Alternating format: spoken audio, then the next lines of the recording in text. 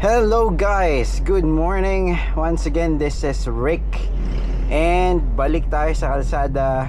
Today is a full day of delivery.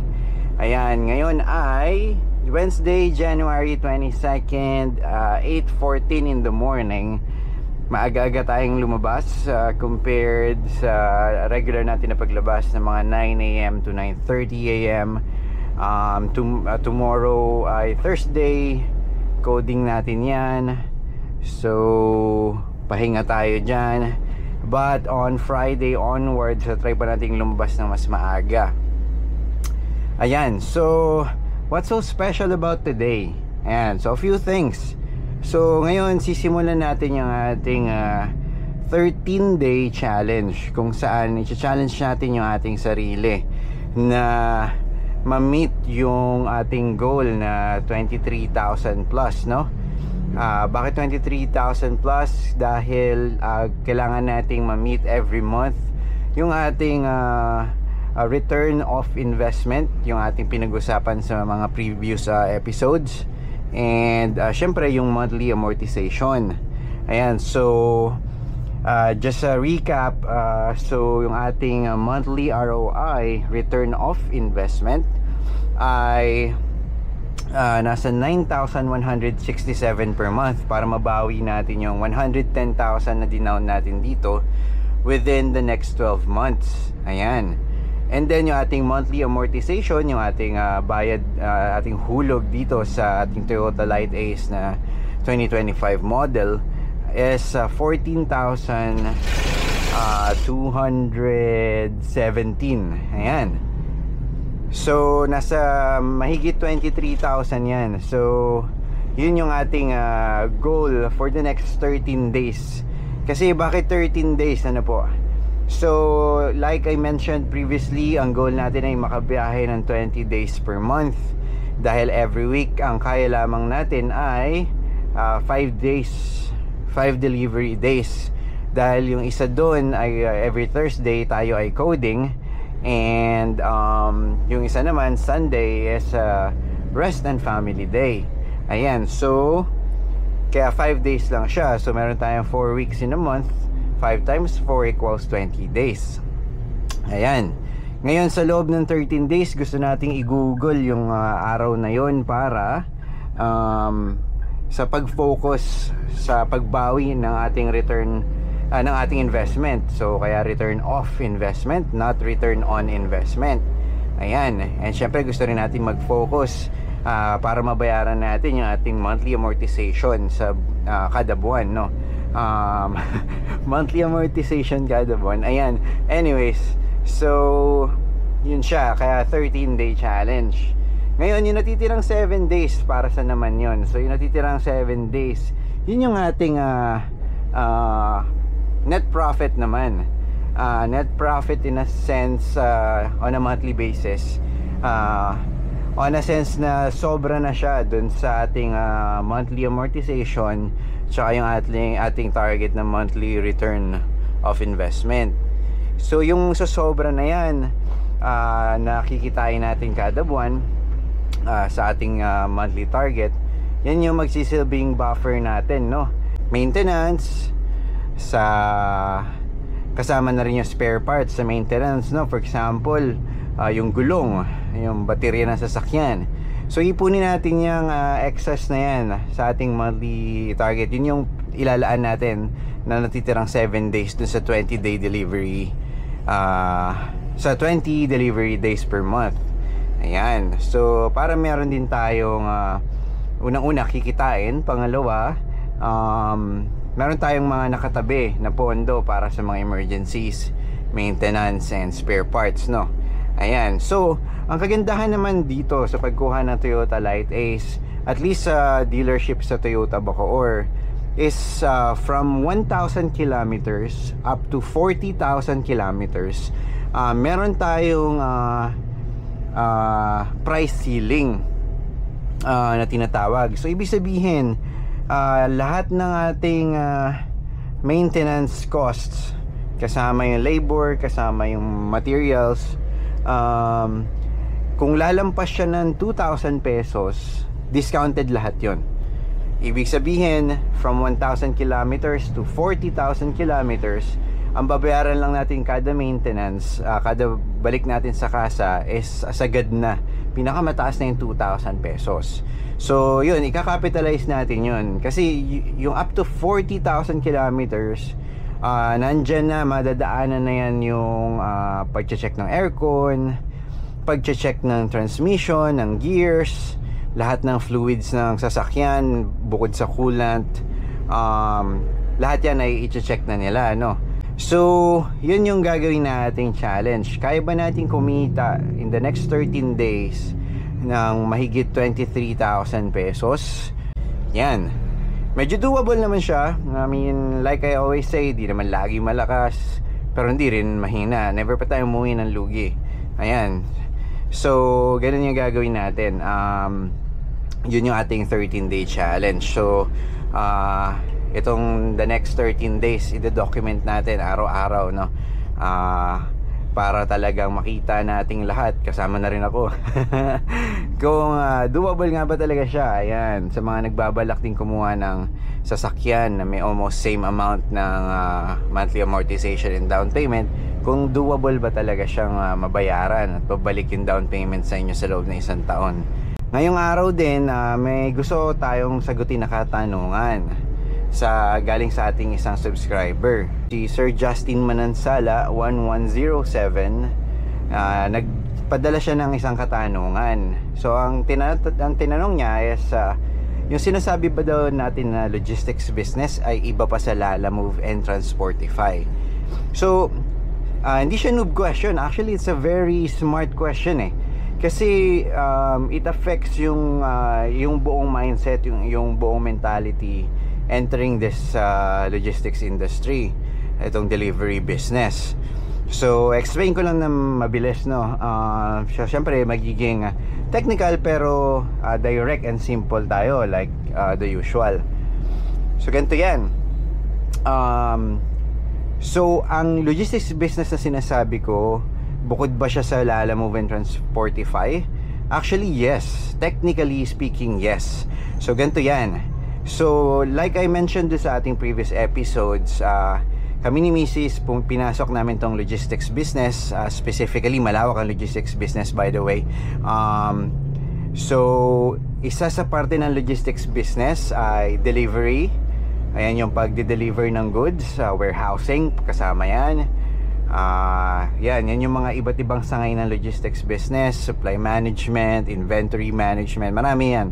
So, pero dito magiging specific muna tayo. Pinasok natin yung logistics industry sa pamamagitan ng delivery business. Yung ating negosyo ay pinangalanan nating Logixus. So, si Logixus ay galing sa dalawang salita ulit na logistics at Pegasus, yung ating winged horse, mythical winged horse, if you are familiar with Pegasus. So yan. So di ko na-explain bakit ganun yung pangalan, na-explain na natin yan previously. So yun yung ating logistics business. So para sagutin na mabilis yung tanong ni Sir Justin, yes, iba talaga siya sa Lalamove and Transportify. Ang next good question is why? So ito yan. So si Logixus yung ating logistics business. Ang may-ari ng Logixus, which is yung owner and operators, ay kami ni Mrs. Ngayon, si Logixus ay may isang sasakyan na siya ang nagmamay-ari, no? So, ang sasakyan na yun ay itong ating brand new 2025 Toyota Light Ace panel van. So, yun siya, no? Si Logixus may isang sasakyan. Ngayon, sa isang sasakyan na yun, meron tayong nag-iisang driver. Yun ang ngayong lingkod, si Rick Borromeo. So, that makes us a driver, operator, and owner, no? So, why are we doing this? Kasi number one, it doesn't make any sense for us na ipalabas agad itong unit natin sa ibang drivers. Most especially kung hindi pa natin naiintindihan yung mismong negosyo, yung mismong kalakaran, pasikot-sikot. Kasi hindi natin maiintindihan yung dapat natin expectation sa ating drivers, no? Ayan. So, wag na tayong lumihis sa topic. Balik na tayo. So, ulitin ko, Logixus, ang logistics business company. Ang may-ari ng Logixus ay kami ni Mrs. Si Logixus may isang sasakyan, itong Toyota Light Ace. na dinadrive ng driver operator na si Rick Borromeo, which is ako. Ayan. So ngayon, bilang isang nagsisimula pa lamang na logistics business, specifically a delivery business, saan ba kumukuha ng kliyente? Si Logixus. So kumukuha tayo ng kliyente sa mga platforms na tinatawag, ayan, yung mga delivery marketplaces and delivery platforms na si Lalamove and si Transportify. Ayan. So magiging technical tayo si Lalamove and Transportify ay hindi logistics businesses, hindi sila logistics companies. Sila ay tinatawag na delivery marketplaces, apps, or platforms. Ayan. So bakit? Okay, magandang tanong yan ulit. So ganito, si FedEx, DHL, UPS, ayan, yung mga yan na mga nabanggit ko, sila ang technically totoong logistics companies. Bakit? Kasi sila ay nagmamay-ari at nagme-maintain ng kanilang mga sasakyan na ginagamit para sa pag-deliver ng cargo and goods ng kanilang mga kliyente. So kung ako ay kliyente ng FedEx, directly kong binabayaran ng FedEx, DHL, UPS para ipadala yung mga cargo and goods ko. Hindi ko ina-expect ang FedEx, DHL, UPS na ipasa yung cargo ko sa mga subcontractors na gaya natin, no, na mga ibang third party delivery companies. Although ginagawa nila yon, pero sa mata ng consumers, still FedEx ang liable, ang responsible sa pagde-deliver ng service, which is yung pagpapadala ng aking goods and cargo sa aking indicated destination. Yun yung totoong logistics or delivery business, if you will. Yun siya. Ngayon, bakit si Lalamove and Transportify ay hindi technically logistics businesses or companies? Number one, si Lalamove or Transportify ba ay may mini-maintain na sasakyan? Sila ba mismo ang nagpapadala ng mga pinapadeliver ng kanilang mga kliyente? Hindi po, di ba? So hindi po sila nagme-maintain ng kanilang mga sasakyan, ng mga warehouses kung saan sinusort nila yung mga pinapadala ng mga kliyente nila. Hindi po. Kaya po sila delivery marketplaces or platforms, dahil pinagtatagpo nila yung mga kagaya nating logistics businesses, regardless kung tayo may-ari nung sasakyan or nilalabas lang natin siya.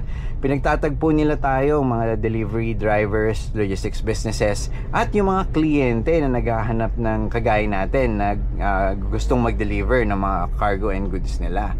So technically platform lang sila, marketplace lang sila, dahil pinagtatagpo nila yung end-to-end user. Ayan. So iba po ba yung logistics business na ating sinasabi, binabanggit sa mga previous episodes, aside from Lalamove and Transportify? The technical answer is yes, iba po siya. So yan, just a recap, mabilis. Logistics business natin, company natin ay si Logixus. Tayo yan. Ngayon, ang may-ari ng Logixus ay kami ni Mrs. And ang driver operator ng nag-iisang sasakyan na pagmamay-ari ng Logixus ay ako rin, si Rick Borromeo. Ayan, so ang may-ari ng sasakyan si Logixus ulit. Kumukuha si Logixus ng clients sa mga delivery marketplaces, apps or platforms gaya ng Lalamove and Transportify. So ayan po, sana po naging malinaw, Sir Justin Manansala 1107. So ang technically iba talaga. Ayan guys, so nakakuha na tayo ng ating unang booking. Time check 9:10 in the morning. So this is from Marikina going to Mandaluyong, for 400 pesos. Ayan. So 300 kg yung itong category niya, and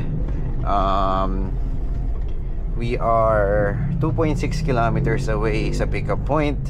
So within 10 minutes time nandun na tayo. So ayan.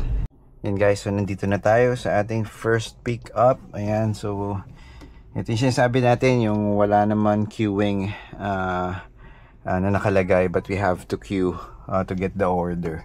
Yan, yun yung mga bagay na hindi na ina-add ng mga clients that they actually should add. But that is fine. So yan, punta na tayo ngayon dun sa drop-off, sa pick-up. So ayan guys, so ilang minuto na tayo rito, almost half an hour na tayo, hindi pa rin tayo nakaka-load. So that's another issue kasi sayang yung oras eh. And then it looks like masyadong marami yung yung items, pero 300 kilogram lang yung kanilang category na binok. Isa yun sa disadvantage na may 600, no? Porket malaki yung sasakyan, kahit 300 lang yung kanilang binok, akala nila nakuha na yung the whole payload capacity ng sasakyan. So again, ito yung mga klase ng clients that try to abuse the system, pero wala na tayong magagawa eh. So ayun guys, isang oras tayo naghintay sa ating unang booking. So yung booking as walang naka-indicate na kailangan natin mag-queue para kunin yung order. Wala rin po naka-indicate na dapat tayo yung maglo-load and unload. So pagdating natin doon, yung tayo na yung maglo-load, biglang 500 mahigit kilograms po yung kailangan nating pick upin. So 300 lang po yung kanilang binok. Sure po 600 up to 750 actually yung ating capacity dito sa Light Ace, but hindi po tama yung pagkakabook. So tumawag po ako and nakipag-usap ako if pwede nilang dagdagan para ma-meet natin yung rate.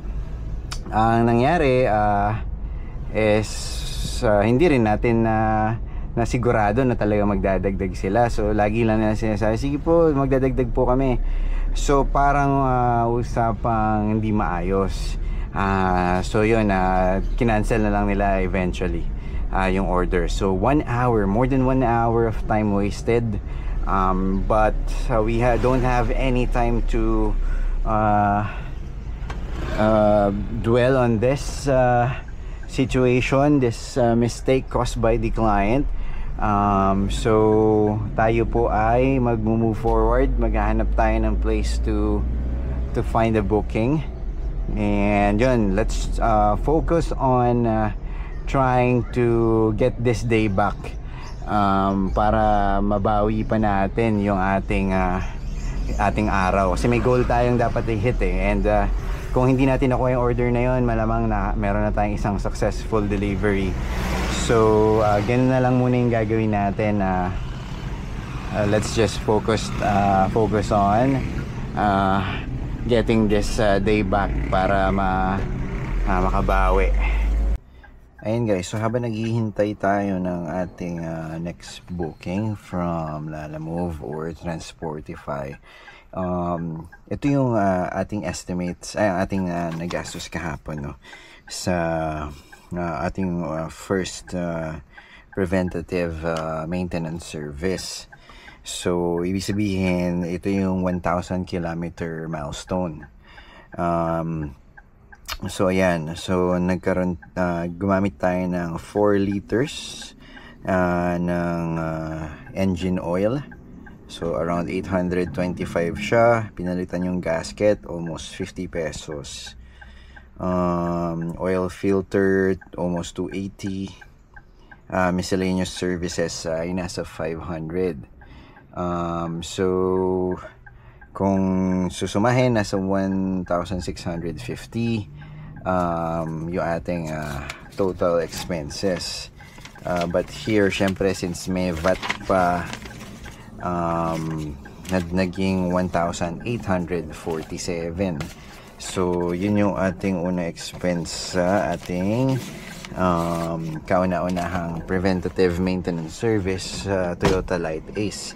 Ayan, so like I said kanina, so sa Toyota Bacoor, kasama sa benefits na nakuha natin is naka-fix tayo sa 1,999 pesos. Yun lang yung maximum na dapat nating bayaran from 1,000 kilometers to 40,000 kilometers.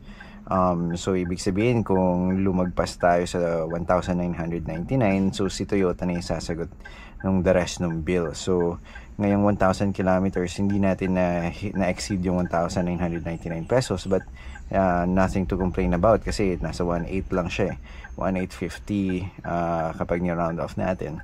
So yun yung unang magagastos mo kapag nagpa-PMS ka, pa-maintenance ka sa Toyota ng Toyota Light Ace sa casa mismo. So ayan, yun yung ating expenses kahapon. And guys, so nakakuha na tayo ng ating another booking, no. So mukhang ito yung ating una for today, Marikina to Parañaque. Tayo ay magpi-pick up ng frozen goods. So 300 kilogram ulit yung category. The rate is nasa 700 pesos. Ayan, so puntahan na natin agad-agad, and kung may maisasabay pa tayo, aware naman si client na we'll take one along the way. Ayan. And guys, so na-pick up na natin. Ayan siya. So pang 300 kg lang talaga na category. So yan yung mga maayos na clients. So now we have to go to Parañaque, and then doon na tayo maghahanap ng booking along the way. Aware din si client, so since malayo-layo to, I think finding a booking along the way is the better option than staying here stagnant. Ayan guys, so nakakuha tayo ng ating second booking for today. So ano to, from Pasig to Las Piñas City, so along the way naman siya. 516 pesos. Ito ay 4 boxes lang ng chocolate, so wala silang mabook na sedan kasi nag 300 kg. So pasok na pasok to sa ating remaining cargo space. Yan, luwag po. Ayan guys, so na-pick up na natin. Ito yung Pasig to Las Piñas. Ayan, so ito yung Marikina to Parañaque. Ayan, so larga na tayo. Maluwag pa naman pala. So hindi pa natin actually gawin ganito. Hindi naman ano. Hi! Ayan guys, so meron tayong dalawang ways. Hey! So way sa kaliwa ang ating unang booking, going to Parañaque. Way sa kanan yung ating bagong pick up. Ito ay Pasig to Las Piñas. So kung mapapansin nyo po, mas mabilis pa rin tayo makakarating sa Parañaque. So unahin po natin siya i-drop off. After all, siya naman po talaga yung nauna natin na pick up. Ayan. So larga na tayo para ma-drop off na natin to agad. Ayan. Focus muna tayo sa daan.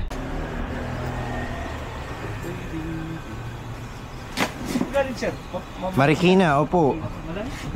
Oo nga po eh. Karating naman po ako agad.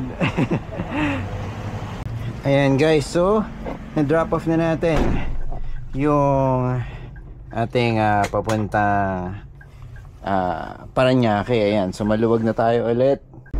Ayan guys, so naghahanap tayo ngayon ng potential booking, no, na medyo along the way. Hindi na yung babalik pa tayo. So we're going to Las Piñas eh.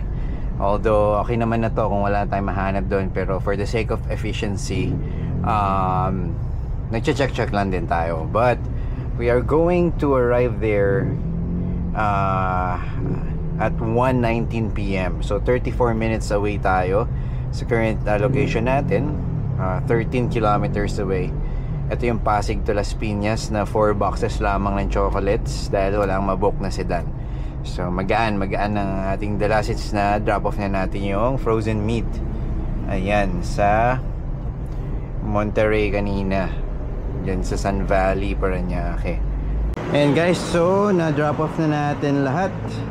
Dito tayo ngayon sa Las Piñas, dito sa ating last drop off sa ating pangalawang booking. So wala pa tayong nahanap na bago, so tayo ay kakain muna. Time check 1:21. Ayan, so 1:21, tayo ay meron na agad 960 pesos na income, dalawang deliveries. Ayan, so let's see if we will be able to hit those 2 goals. Yan guys, so nakakuha na tayo ng ating third booking. Time check 2:07 PM. Ayan, so this is from Parañaque to Pasig, 457 pesos. Ayan, so we are 22 minutes away, 7.3 kilometers. Dadating tayo mga 2:30 sa pickup. Ayan, and then while we're doing that, hanap tayo ng ibang potential booking na along the way, of course. Alright. And guys, so na pick up na natin tong ating Parañaque to Pasig cargo. Ayan, so deliver na natin to. Hinihintay lang natin yung bagong address coming from the client kasi nagkamali daw sila, so ina-update pa nila yung order. Alright guys. Yan guys, so medyo may checkmate dito ngayon. Dito tayo sa may Parañaque, malapit sa airport, Inoy Aquino Avenue. Yan. And maraming mga malalaki at mahabang sasakyan na yan. So muntik na magka-checkmate. Ayan, so nakuha na natin yung bagong address, no? Mas mura yung bagong address. Nagkamali kasi sila, pero sabi ni client, they will keep the same rate na. Ayan, so checkmate ba to ulit? Ayan, hindi. So they will keep the same rate. So yun, pabor yun sa atin. Kasi medyo lumapit eh. Ayan, pero kung mahanap tayong booking, kasi super luwag pa eh, oh. Look at that, maluwag pa. Kaya pa na isang 300. Then why not? Ayan guys, so since madadaanan natin ang Makati, kumuha tayo ng isang Makati to Taytay worth 500 pesos. So 12 pieces daw na unan. May mga binigay siyang instructions kung paano mag-pick up yung sa Lalamove sa One Ayala. First time natin eh. Di natin masyado naiintindihan yung instructions. But pagtatanong na lang natin. Ayan, sana wag tayong mahuli. Ayan lang naman yun. Pero pwede tayong magtanong-tanong. Ayan. Yan guys, so na-pick up na natin. Ito yan, yung unan. Ganyan lang pala kaliit. Ayan, so drop off muna natin yung blue, and then ito ang unan. Alright, so unahin natin syempre yung ating unang kliyente. Ayan, sige, focus lang tayo sa daan as usual. Ayan guys, so nandito na tayo sa may drop off location. But as you can see, ayan, so nasa dead end tayo. Nasa likuran natin yung dead end. Ayan. So, tinawagan natin yung drop off, and it turns out iba yung address papunta rito. Pero for some reason, dito pa rin nila in-address. So, I don't understand why. So now we will find a way para mapuntahan to nang hindi dumadaan dito sa Monteverde. Ayan. Ayun, so let's see. Ayun, so it turns out na mali naman pala talaga yung drop off. Aware naman pala sila, pero ito pa rin yung pinagamit. So sayang sa fuel. We have to travel 2 kilometers para lang sa totoong drop off, which is papasok daw ng Escanita. So nakipag-usap ako sa client to meet me halfway, because kung Escanita na may papasukin natin, may hirapan na naman tayong mag-maneuver, and yun na nga, wala naman tayong mapapala if magkaroon tayo ng accidents dahil lang masigip yung daan. Ayun, anyway, so magmi-meet na lang daw kami somewhere, since napakagaan lang talaga nung unan eh. Unan lang to, so parang I don't understand nga why it's being delivered through 300 kg vehicle. And anyways, so yun, for me sayang lang yung additional 2 kilometers that I can actually use for another purpose sana. Ayan guys, so nandito na tayo sa Cainta. Ayan, so after natin mag drop off sa Taytay, umalis na tayo ng Cainta, and tayo ay lumapit na rito sa bandang Marikina, Cainta, Pasig. And then may nakuha tayong booking, no? Mga sleepers daw to. Ito yung ating 5th booking. So Pasig to Taytay, 464 pesos. Ayan, so puntahan na natin. Ayan, let's go. Ayan guys, so na-pick up na natin yung ating 5th booking, Pasig to Taytay. And siya, punong-puno tayo ngayon. So 36 minutes. So deliver lang muna natin to. Ayan. Alright. Ayan, so okay to, itong 5th booking natin, 10 kilometers away lang siya sa pickup point, 460 plus. May taga-buhat naman sila, may taga-load sila, kaya lang iisa lang, so kailangan nating tumulong. Ayan, so ginawa natin ang paraan. Yung weight niya is okay, manageable, sleepers lang naman to. So yung dimension niya yung medyo puzzling kanina. So nagtetris pa tayo rito sa loob, and okay naman ang kinalabasan na. So dito talaga sa larangan natin, di pwede maselan. May mga natutunan ko ngayong araw. Hindi rin pwede yung medyo physically weak or ayaw mga napapawisan. Ayan, so magastos tayo sa damit compared sa office work, kung saan nauulit po paminsan yung pants mo, di ba? Kapag office work ka. But here you can't. Or hindi magandang kakalabasan ng amoy. Ayan, so kailangan marami kang pants, gano'n. Hindi, syempre kailangan well, dapat may one pair of pants ka per day man lang. Kasi bakit di ka mag shorts? May marami na mga booking po na nagre-require na naka shoes, naka close shoes, naka pants, naka at least t-shirt.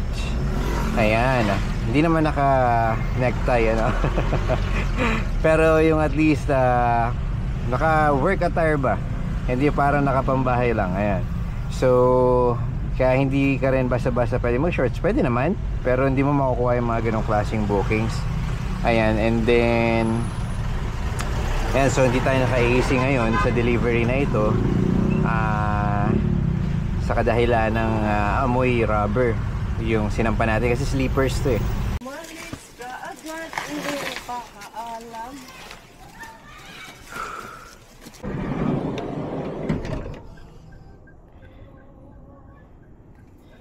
Yan guys, so na-drop off na natin yung from Pasig to Taytay. Time check, 8:40 ng gabi. And nakalimang deliveries na tayo out of the 6 daily goal natin. And meron lang tayong 2,101 pesos sa ating daily target income, gross income, out of the 3,000 na ating target. Ayan, so kulang pa tayo ng 900. Ayan, pero okay lang yan if di natin ma-hit yan, as long as maka-anim tayo. So mag-aabang tayo ng booking na malapit sa ating area para makauwi na tayo. Bukas ay coding, sa magpapahinga tayo. Nakahanap tayo ng pwesto na hindi malayo dun sa ating pinag-drop offan. So kain muna tayo. Ayan, kasi nabitin talaga ako sa quick lang eh. Ayan, ubusin natin natitira nating adobo. Ayan, sige guys.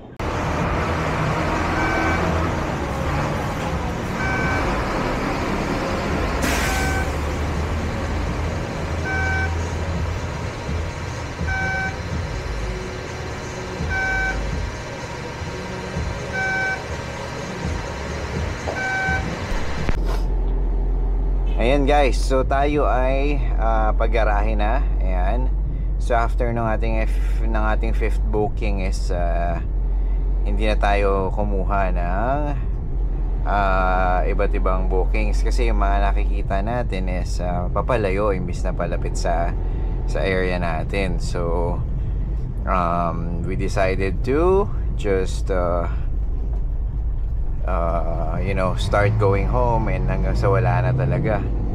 Ayan, so nagpa-fuel na tayo, and ang ating total na nakonsumo ay 1,020 pesos. Yan po ang ating konsumo.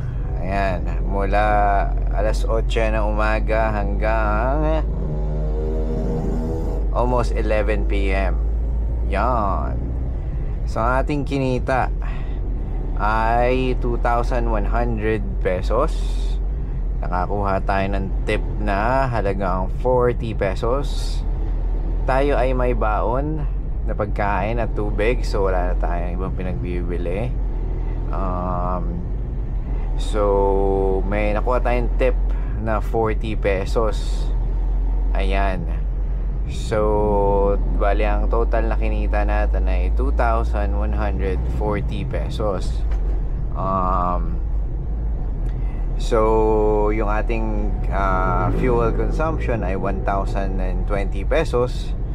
Bumili tayo ng kwek-kwek 20 pesos. Ayan. So kumita tayo ng 1,000 pesos today. So ayun guys, tomorrow is our coding. Thursday yan. And ito yung araw kung saan makakapahinga ang ating sasakyan. Tayo, syempre hindi. Ay, marami tayong gawin. Ayan, mga accounting and all of those stuff sa pares na negosyo natin kasama dito. Ayan. So syempre siguro may konting pahinga, ilang oras.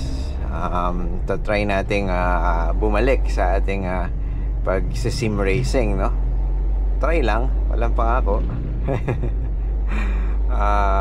So usually ano ba yung sinisim race natin? So F1, Formula 1 na develop ni EA Sports. The current version is the F1 24. Yan, so we are still waiting for the F1 25, probably this coming May yan. So try lang natin mag sim race. Marunong pa kaya tayo? Ayan, so kung magkakaroon tayong oras, magagawa natin agad yung gawin. Why not? Chalk not. Ayan, so once again, this is Rick, your boy, signing off. Thank you so much for watching.